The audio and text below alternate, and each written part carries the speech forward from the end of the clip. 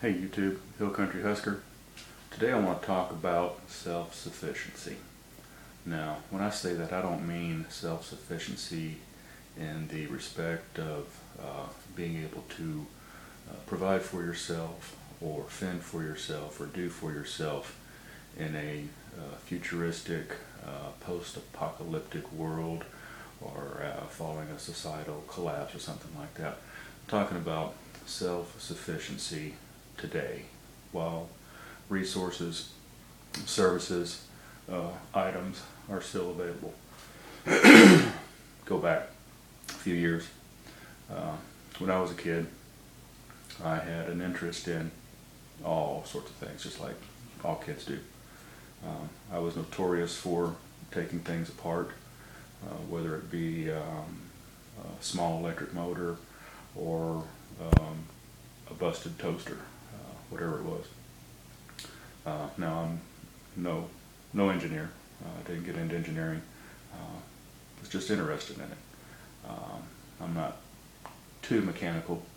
I can be mechanical when the need arises.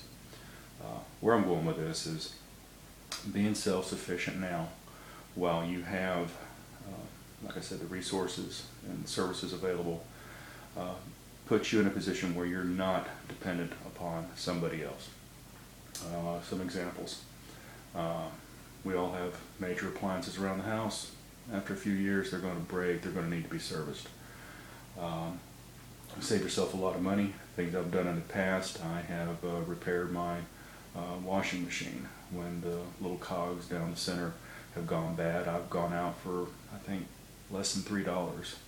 Bought replacement cogs and dropped them in, and things worked fine.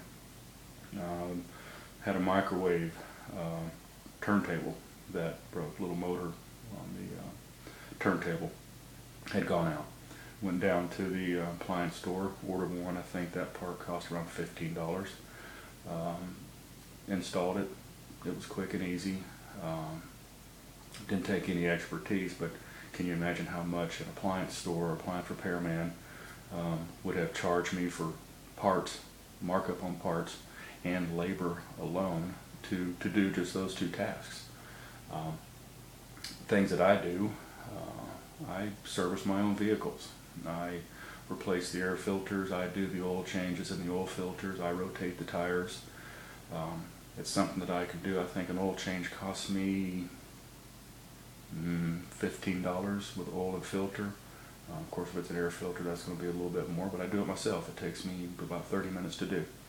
About the same amount of time you'll spend down at the local Express Lube or whatever, wherever you go.